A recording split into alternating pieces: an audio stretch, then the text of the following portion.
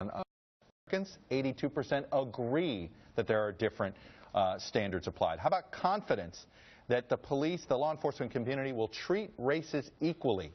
52% of whites have a great deal of confidence.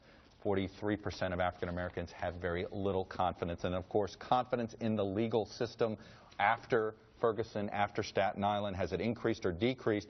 In this case, both whites and blacks say their confidence in the legal system is decreased. Whites, 35% say it's decreased, with blacks, 70%. Mayor Reed, the Atlanta Police Department, do you feel as if they treat blacks and whites the same or differently in your city? You know, I think you have to take it on a case-by-case basis. I think we do a better job than most. If you look at the racial composition of our police department, it looks like the communities that we serve.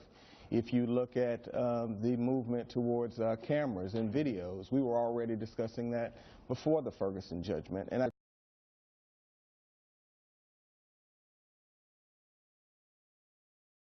communities do. It is a part of the DNA of our city, being the home of Dr. Martin Luther King.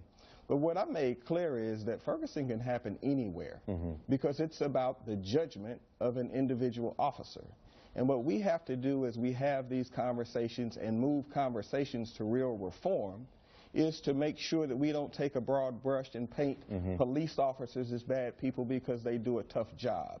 But when we see wrong, we need to act decisively, Chuck. And in order to make their value from the losses we've seen, we have to move forward on training, caring about the equity in terms of the racial composition of the police force, and the conversation around video cameras is over. We're going to move there. There clearly is.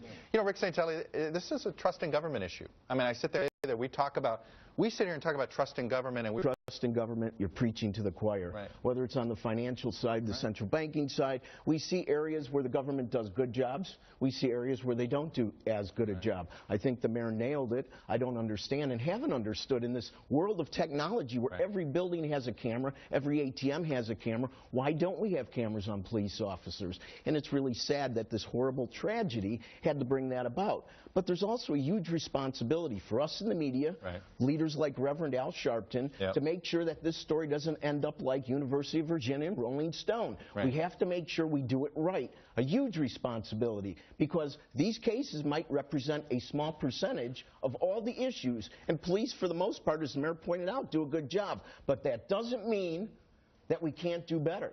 And I think this is the time to begin this discussion. You know,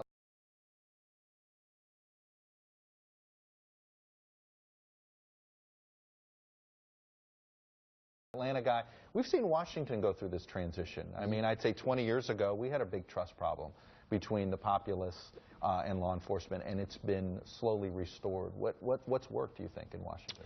I think that the police in D.C. have learned that they have to try to avoid what is, I think, a cultural problem, frankly, in our country, which is that people look at young black men as threats automatically. It is just sort of how they've become defined. Guilty until proven innocent.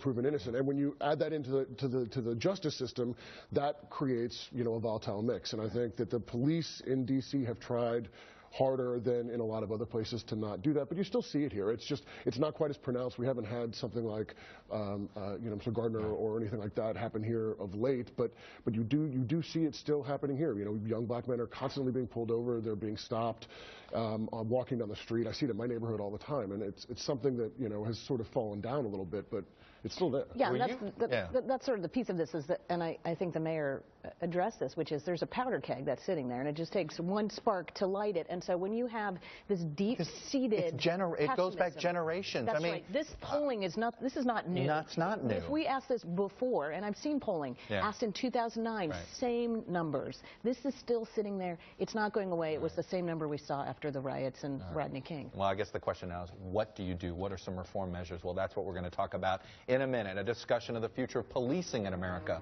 What needs to be done to restore this trust gap between African Americans and law enforcement. Meet the Press is brought to you by Boeing, where the drive to build something better inspires us every day.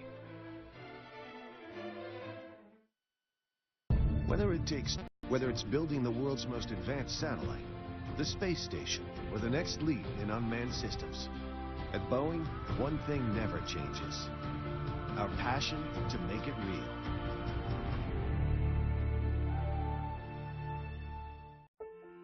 I've had it with my psoriasis. The frustration, covering up. So I talked with my doctor.